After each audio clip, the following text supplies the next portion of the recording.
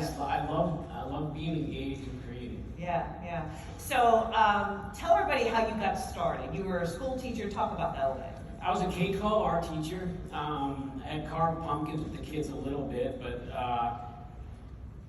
I met my wife Tammy, and she said, you know what, you're incredibly talented. You should be doing more. And I loved what I was doing teaching, but there was a truth to have a little bit of a fear of diving into a career that just like there was no like steadiness like in a teacher. But I just started. I said, you know what, I'm going to start sculpting. And then within a year, I was working for Marvel, DC Comics, World of Warcraft. I just immediately started getting jobs. So then 2 years later, I resigned, did commercial sculpting, and then the pumpkins started getting way better.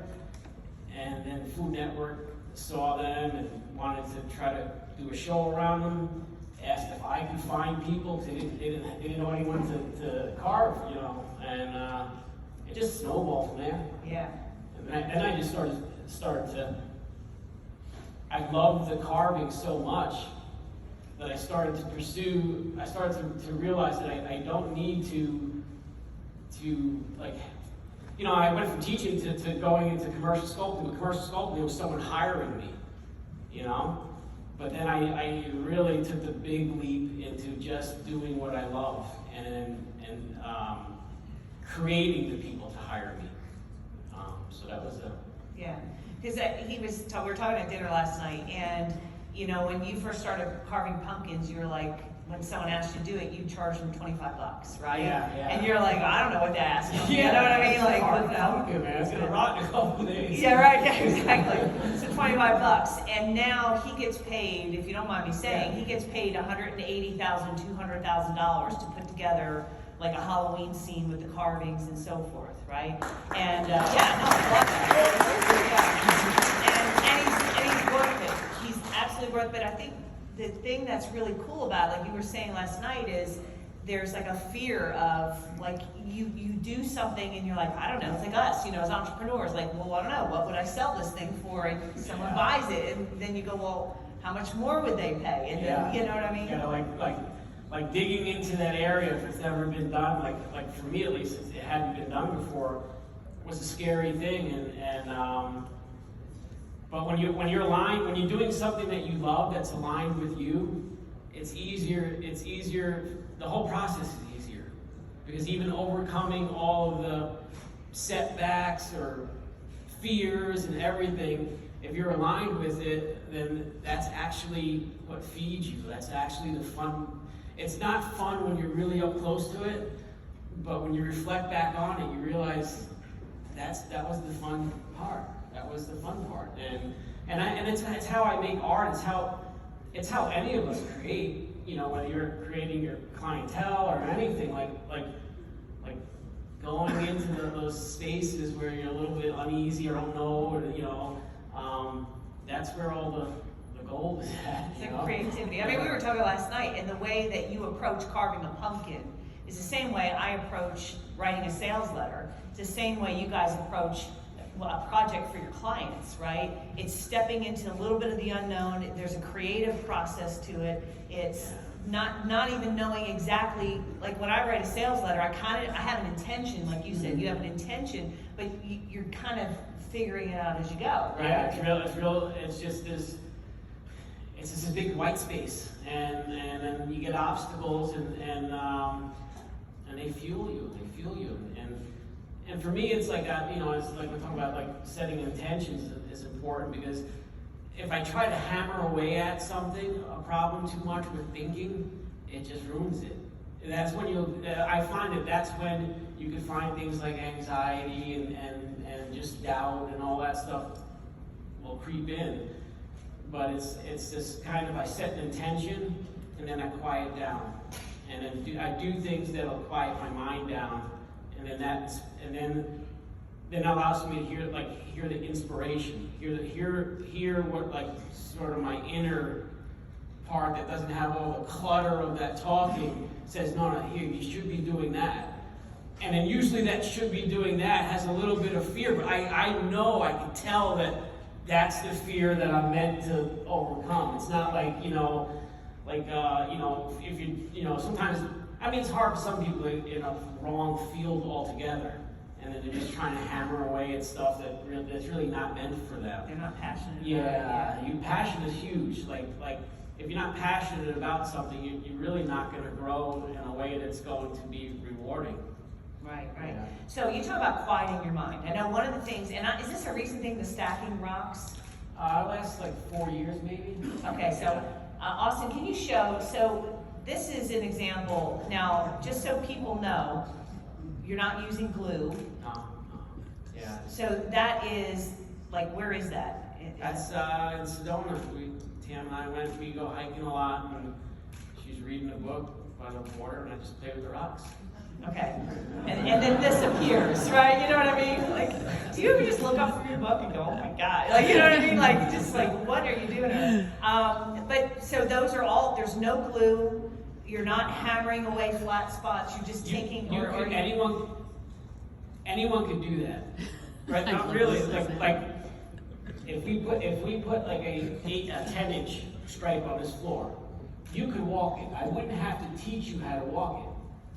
But if that 10-inch stripe were a mile in the sky, there was no wind, you still know how to walk it, but I then would have to teach you to quiet your mind, because the talk would induce chemical reactions that would make you shake, and you would invite yourself falling in the same way as that when 4 years ago when I started rock balancing, I didn't acquire anything other than relaxing.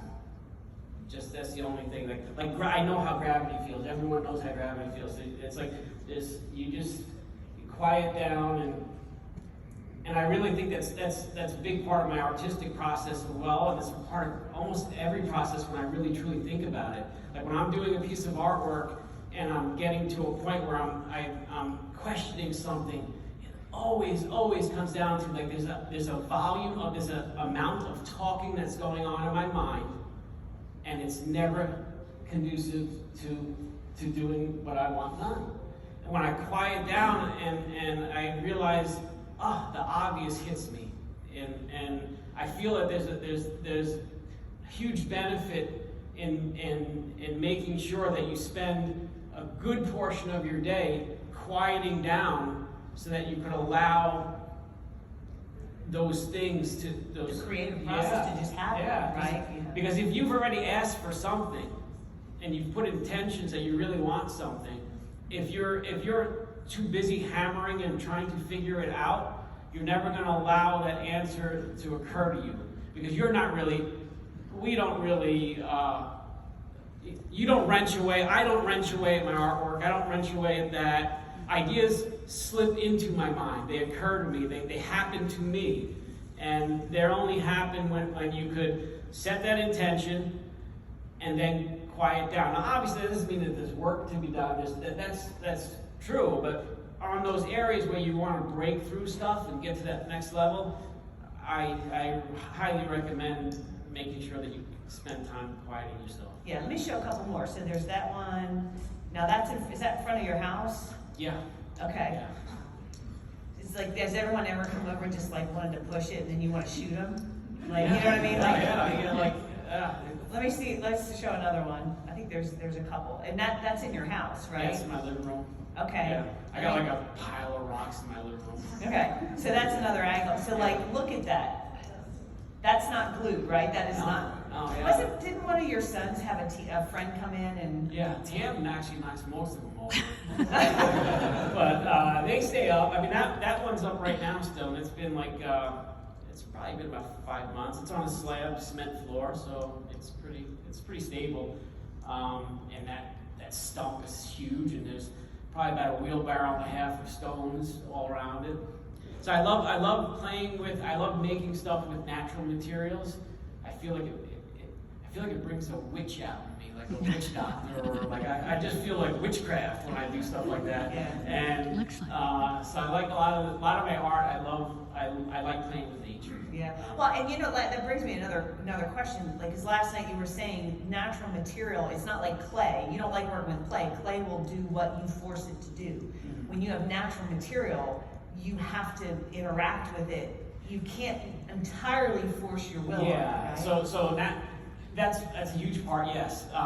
So with clay is something like it's just so basic. I mean, I love clay, so I do love clay. But someone asked about like my interaction with different materials and how much you see something in it or whatever. So clay is real easy to move it how you want. But when you're working with a natural material, whether it be a pumpkin and it's got a certain, you're starting off and it's already a certain shape and different density or whatnot, or any sort of natural materials, even the rocks, certain shapes, so it's a relationship between you and the material. And it's also a relationship between clay and stuff. But one of the things I love about natural materials, like with the scarecrows, is that Mother Nature is the best creator. So like when I go and I set an intention that I want to find and construct a scarecrow hand, I'll find fingers in the woods that I wouldn't be able to sculpt the awesome shapes of it. That like, wow. And it was like Mother Nature and I collaborated on something. And so I love that aspect of being surprised and just just the details you can get in the branches and stuff like that are just yeah.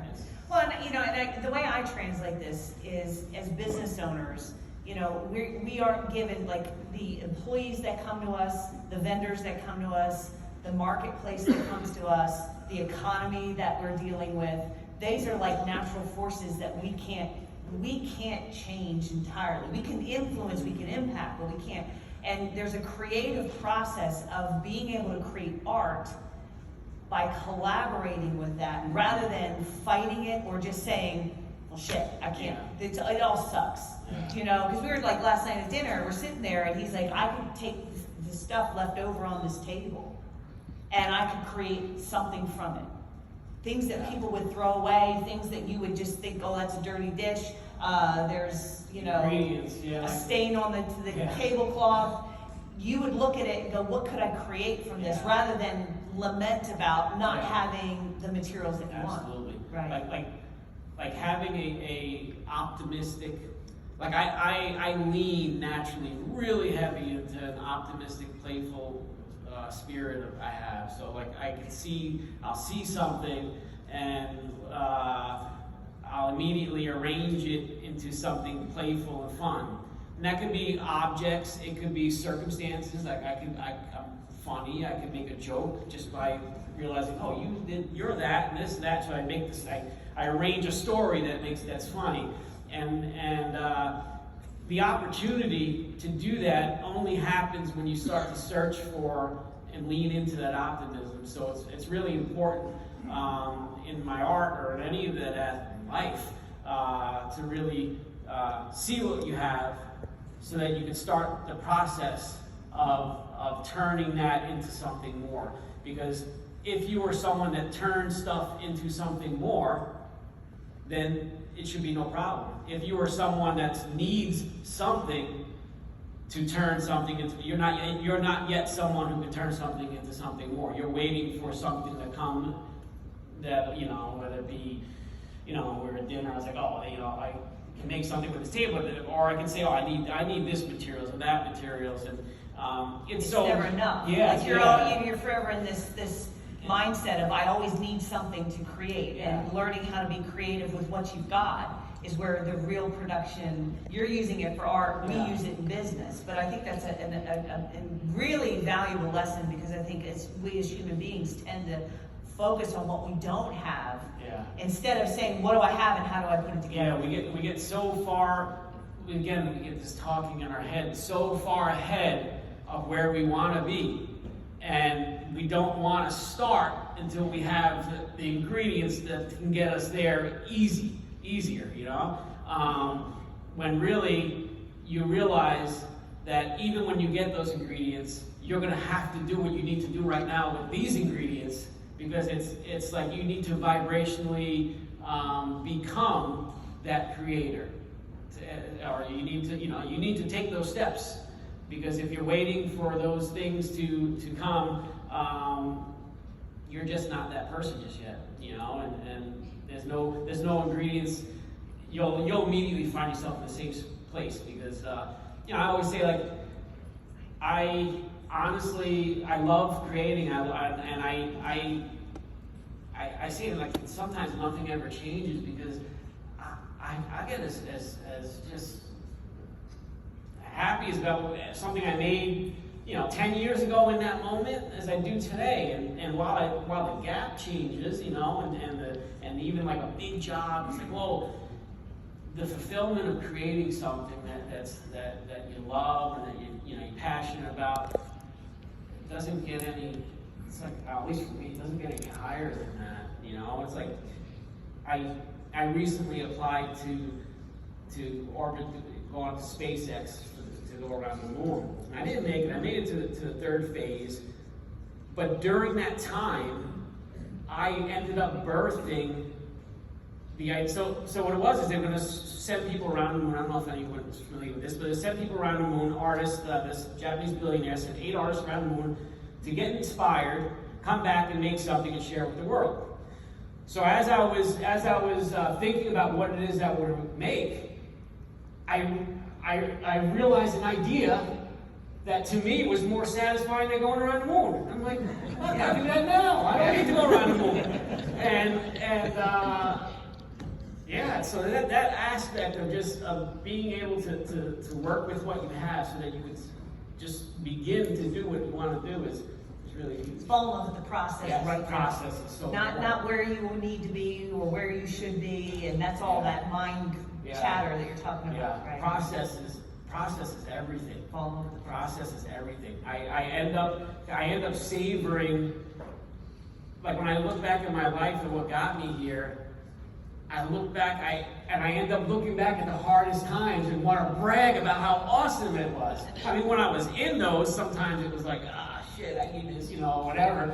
But when I really think about it, I have to go back to those times in order to express how fun it was. Because it is this process of taking what you have, taking that adversity, working with it and building something. And having that is so key, you know? Well, I'd love to interview you longer, but we got a party to go Yeah, to. So you got some cool stuff for us to see tonight? You know what, Robin? I ended up, you know, last year I was at Robin's house and her husband Dan wanted a skull. And I tried to carve a skull in the middle of the night and it didn't work out so well. But I ended up making a skull for her husband out of clay. It was really cool. It was the Widowmaker, and it's part of the 101st Airborne. It's like their symbol, and it's a skull with a parachute, so, yeah. But what I have here... Wait. I want her to look that way. Oh. So, you want to stand up real quick? You? Me? You want to stand up? Okay, I'm just following instructions. You're good. But look that way. But look this way. Which way? This way? Yep. All right, I won't look down because I'll see. Because it's like, I don't know why you're giving it to me. It's for my husband. Oh, yeah. All right. Oh, my! Oh, my God, that is so funny. Oh, check it out. So I have to do a pumpkin.